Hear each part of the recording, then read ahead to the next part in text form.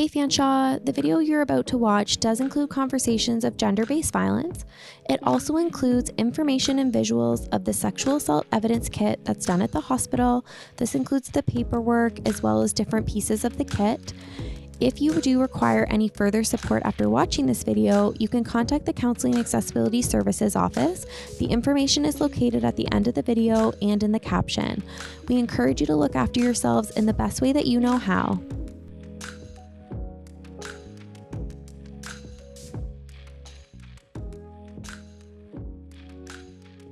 Hi everyone, welcome to this week's episode of FSU Asks. My name is Leah Marshall and I am the Sexual Violence Counselor in the Counseling and Accessibility Services office. Today we're interviewing Vanessa, who is a sexual assault nurse examiner from St. Joe's Hospital. The program that Vanessa works in is called the Regional Sexual Assault and Domestic Violence Treatment Program. And Vanessa is going to tell us a little bit about the services that students can receive from the program if you've experienced gender-based violence. And we're also going to spend some time today debunking the sexual assault evidence kit. There's a lot of myths and stigma surrounding the kit, a lot of misinformation. And so we want to show you today what that looks like and what to expect if you go to the hospital to receive medical or counseling services after you experience gender-based violence. So thanks so much, Vanessa, for coming. You're welcome. If you could just, Vanessa, maybe tell us a little bit about the different roles in the hospital or who's in the program. What can students expect if they come to St. Joe's Sexual Assault Program to receive services? So at the program, we have a number of nurses, registered nurses that work within the program. We also have registered social workers as well as physicians that are mostly on call, but they do come on site for different medical concerns as well. So the St. Joe's program is one of 37 programs across Ontario, and we know that this is important for our students to know because you may not all be located in London. So the services that we're going to be talking about today are specific to the London program, but can be very similar in different programs across the province. Also for our Woodstock and St. Thomas students, you would still be in the catchment area of the London program, right, Vanessa? So they could receive services through our program as well. Definitely. So anyone can access our program. Generally, we see anyone who's experienced sexual assault or domestic violence within the last year, but anyone can call our program asking for information or referral to community supports as well. So we have patients from women, children, we see men as well. Anyone from any gender identification can come to our program. That's great. I think that's a really important thing to point out, Vanessa, that the program is inclusive of all gender identities and non-conforming gender identities, because a lot of gender-based violence services are sometimes only geared towards female-identified folks. Definitely. And so just important for students to know that anyone can access these services. For sure, yep.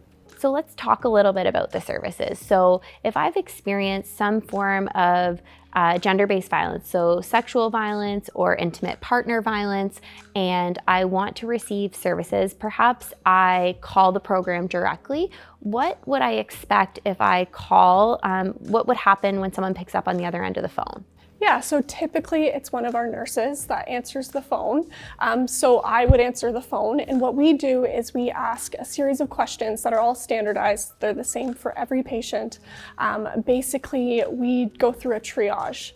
So we'll ask if you're in a private area so that we can talk about some sensitive questions. It's always important that you feel ready to talk about some sensitive topics, but you would talk with a nurse first. I would ask some medical questions about the details of the assault, any injuries that may need to be medically cleared before you come to the program, and then we review all of your options. So the important thing that I want people to know is that everything is their choice.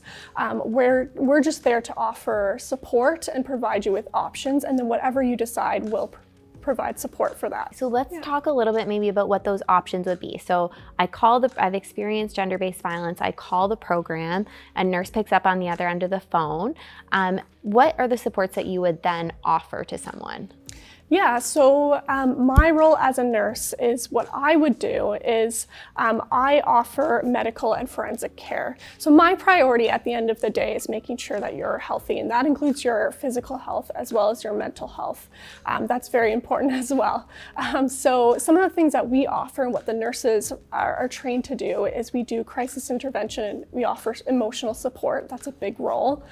We do a physical assessment, and that includes STI testing. We offer preventative medications, which could be like Plan B, HIV, PEP, which is a preventative medication for HIV. We offer antibiotics for chlamydia and gonorrhea. We document any injuries that you may have and photograph injuries, which could be used in forensic evidence collection as well. And we provide education and referrals to counseling, like social workers through the program, as well as community referrals as well, and we provide information. The individual that's calling can pick and choose what parts of the care that they want. Definitely. And so you've talked about the nursing aspect, so maybe we'll just talk a little bit about the counseling piece. For sure. So if folks are wanting counseling, they can be a direct referral. Even if they don't want the medical care, they can come direct to counseling. You have full-time and part-time social workers on staff. Yes. And through a trauma-informed model, although there is a bit of a wait list at this time, folks will be able to receive some support kind of in the interim to make sure that they have all of their questions answered. And then when they're connected with a social worker, they'd receive that ongoing trauma counseling. Definitely. I think the most important part is knowing that you don't have to access the medical side. You don't have to see the nurses for a physical exam. You can always self-refer to counseling, which is a really great option. Yeah, and we know, especially after experiencing gender-based violence where power and control is taken out of your hands, having the ability to make the decisions for your healing process are so important. Definitely. So thanks for highlighting that, because I think that could be a barrier to coming in thinking I have to do all these things instead of knowing, oh, I get all of these options and I can handpick the ones that work for me, and the nurses and the social workers are going to support me with that. Yeah, definitely. And that includes involving police. Okay. You don't have to report to the police when you come to our program. And I think a lot of people don't understand that that's actually their choice. So we're very big on making sure that you understand what all your options are. And if you have any questions, we can always walk you through what the police process would look like. We're not there to sway you into involving the police. Whatever you decide, we support that decision. So that's another very important thing to know. Absolutely. It's like any medical care you would receive, right? It's very confidential. Private You're not and letting confidential. people's Absolutely. parents know. You're not contacting the police unless the person asks you to do so. Yes. All choice-based and all confidential. Yes. Okay. So any other things that someone should know, Vanessa, maybe coming into the program? Sometimes I know even coming into a physical space or coming into a hospital can feel intimidating. Can you talk just a little bit about the physicality or the location of the program? Yeah, so at St. Joseph's Hospital, we're actually very blessed. We have our own program, so it's kind of like an outpatient program when you come to us. We're not in an emergency room, in an exam table. That's not how it works. So when you come to us, we have a designated program that you can come to. It's very private and quiet. It's a very good environment, for somebody who's just been traumatized. And students might be wondering, can they bring a support person with them? Is there a waiting area where someone can wait for them? Absolutely. If you need a support person in the room, that's always an option. I guess I'm also just wondering around timelines, because there, I know, is specific timelines for accessing certain parts of care. For example, if you're interested in the counseling support, you have to access that, you have to connect to the program within 1 year of experiencing the violence to be able to receive the counseling. Can you talk about some of the timelines for medical care? And I guess just as a disclaimer, we shouldn't get caught up in the timelines, because it's always best to probably call and talk to a nurse and walk through everything. But even if people have, some misconceptions around when they can access the program, if you could just briefly talk about that. Yeah, for sure. So like I said, we generally see sexual assault or domestic violence survivors within the past year. We provide medical care that is very acute. So acute as in like quickly? Quickly, okay. Yes. So a lot of people think that when you do a sexual assault evidence kit, which is that piece for the police, the forensic collection for the police, that you have to do that within 72 hours. And that's not actually true. There's a lot of options beyond that. So actually for suspected vaginal penile penetration, you can actually do a kit up to 12 days. And a lot of people don't know that. So it's always good to call us and ask a nurse, because you may have more options than you think. We have patients that call and they're worried about forensic collection because they've showered. We know that, after an assault, it's a lot of the times your gut instinct is to shower and clean, right? But what's important is if you talk to one of our nurses, we can walk you through other things that we can collect. So just to kind of summarize, so I call the program, I'm going to be given options around medical care, potential medications for treating sexually transmitted infections, potential medications for stopping the transmission of HIV, pregnancy, and then also if I have injuries, you'll document those through photographs if I want them documented. Even if I'm not ready to work with the police, it'll just become part of my file. And the most important thing is to know is that you can decline any part of the exam. Okay. There's always options and ways that we can do it that are less invasive.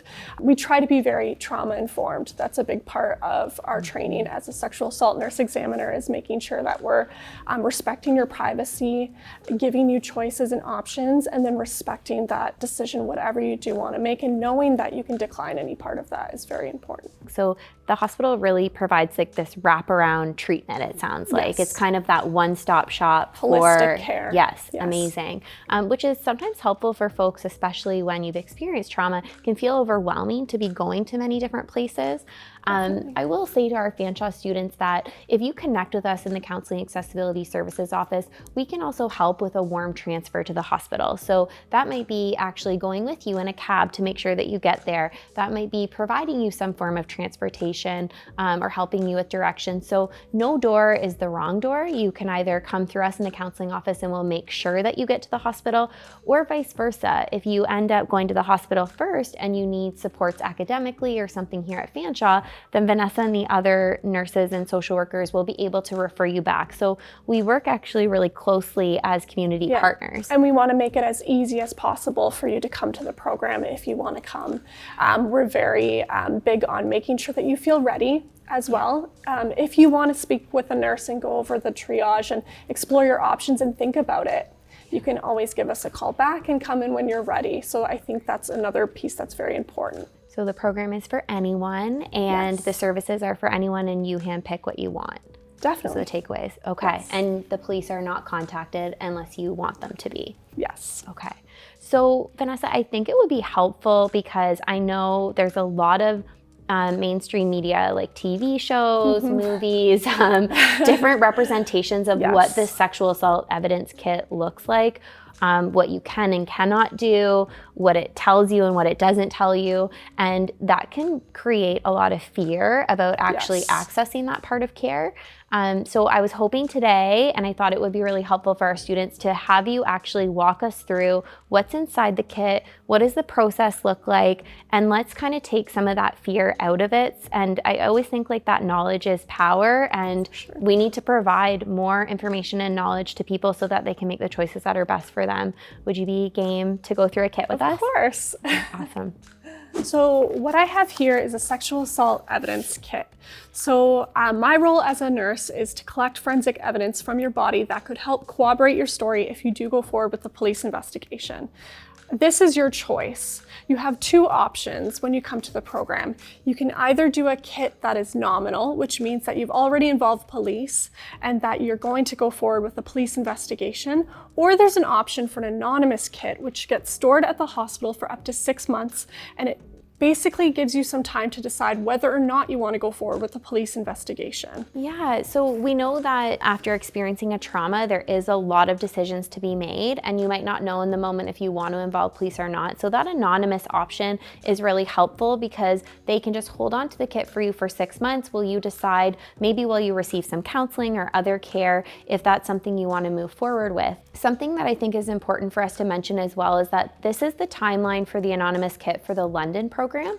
Because there's 37 programs across Ontario, those timelines could look different at different programs. So it's always best if you have these specific questions to contact the program directly that you're going to be working with and ask them what those timelines look like, or connect obviously to the London program or to our counseling services, and we can help connect you to the appropriate program. Definitely.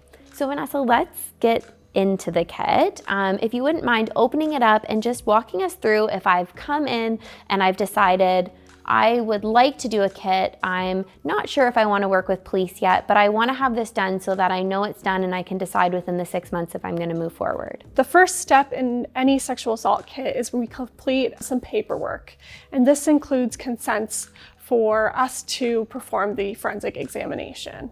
So these are consents that I would have to sign to say that I am willing to have the kit done. Definitely. Okay. And just a reminder to folks, even though you're going to show us the whole kit today, not every piece of the kit has to be done, and I can decide which parts I want to do and don't want to do. Yes, you can decline any part of the exam. Vanessa, how long does it usually take to do a full kit? We usually say about 4 to 6 hours, and that includes the medical testing, the documentation of injuries, providing you with medications, any community referrals. Typically, it takes about 4 to 6 hours. Okay. And the kit is specifically done for cases of sexual assault, correct? Yes. Yeah. Yes. Okay, so I have my consents. What comes next? Okay, so when you meet with a nurse, what we do is we go over some paperwork with you. It looks like a lot. So basically, we ask you some questions. This is why we do it in private, because there are some, invasive questions that we ask you, but the whole purpose of this is that it guides our exam. So we want to make sure that we're collecting any potential evidence from your body. So when we're asking questions about the nature of the assault and different timelines, it's just so that we're able to provide the best forensic collection for you. What's important to know is that for a sexual assault kit, it can actually be completed up to 12 days after suspected vaginal penile penetration. But there's different timelines for different types of assault, so it's definitely important to call us if you have any questions about whether or not it can be collected. One of the big things to know as well is that the sooner we can do it, the better. But there are certain things that we can do up to 12 days. So one of the best pieces of evidence that we collect is the underwear that you wore right after the assault happened. If you don't happen to have this underwear, we can also collect the underwear that you wore to the hospital. So does that go into one of these envelopes here? Yeah, so what we do is we set up some drape sheets. I don't know, that look like this, but they're basically paper sheets that go on the floor so that when you're changing, you step on top of the drape sheets and we can collect if there's any hairs or any trace materials that fall off of your body. That can be collected as well for the sexual assault kit. Okay. And then these just go back into the envelope and back in? Yeah, so we collect one of these and it goes back into the envelope. One of the other things that we collect for the sexual assault kit is some swabs from your body. Now, we want to collect any area of your body that could have come in contact with anyone else's bodily fluids. What's important to know is that if you have showered after a sexual assault, we can still do other pieces of the kit. One of the things that we collect is a skin swab. So this is what the skin swab looks like. It looks similar to a Q-tip. And what we do is we gently roll the swab over the area that might have potential bodily fluids from the perpetrator. Another thing that we would collect during the sexual assault kit is we would take your blood and urine for evidence as well. This is a blood tube that we use when we collect your blood. So what are you looking for, Vanessa, or what are they looking for when they are collecting blood and urine? So when we collect blood, we are testing for any suspected drugs or substances that could be in your body if you suspect that this could have been a drug-facilitated sexual assault. So as part of the sexual assault kit, we do complete a genital exam. It's important to know that this is your choice whether or not you want to complete this part, just as any other part of the exam.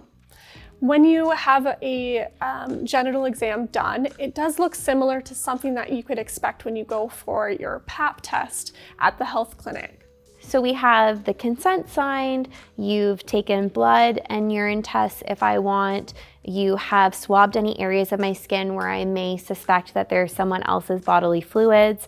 And then as a cisgendered woman, you gave me the option of doing an internal exam similar to a PAP, but if I had any other type of genitalia or any other type of body parts, it would look like swabbing.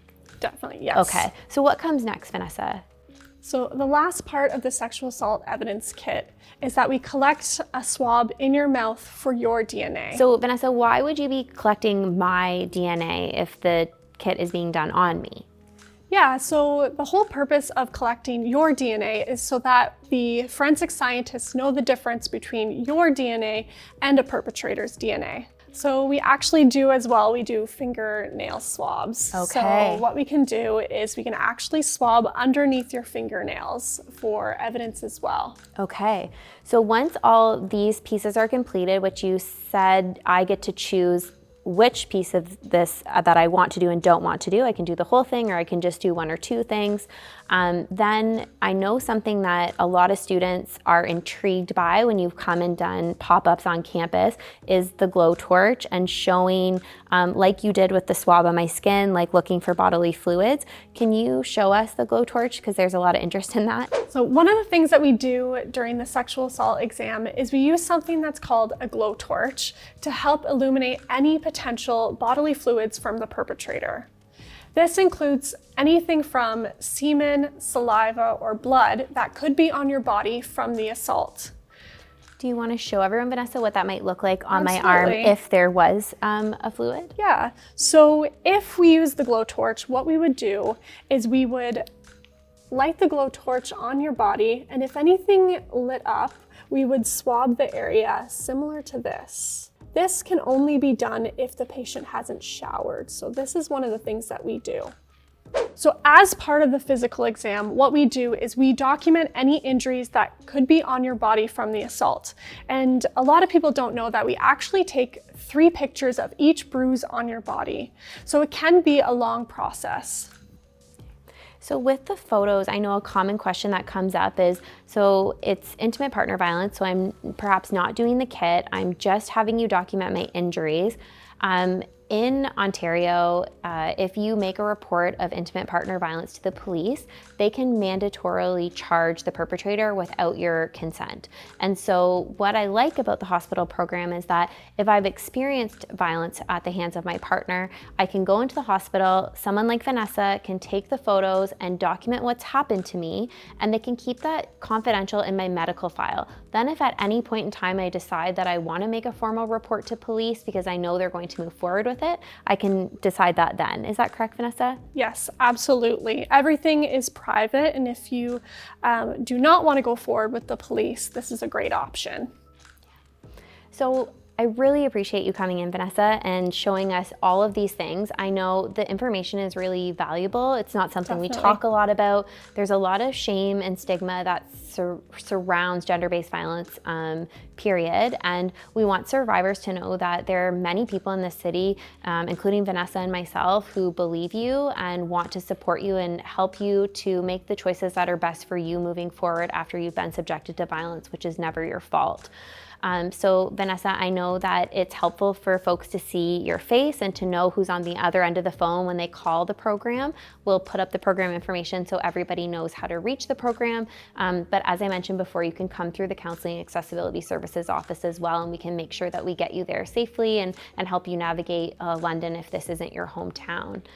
Something we end with, Vanessa, for all of our guests is asking what your favorite food is, because we know that you're here providing us all this valuable, incredible knowledge about the work that you do, but we also know that you're an incredible person. So could you tell us a little bit about your favorite food? I love tacos.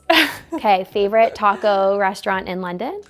Grill 23, Birria Tacos. They are chef's kiss. Okay, and this is not a paid endorsement for this. Well, thanks again, Vanessa. We so appreciate you coming in today and sharing all this knowledge with us and You're welcome. helping to create a more knowledgeable and safer community for survivors. Yeah. Thanks.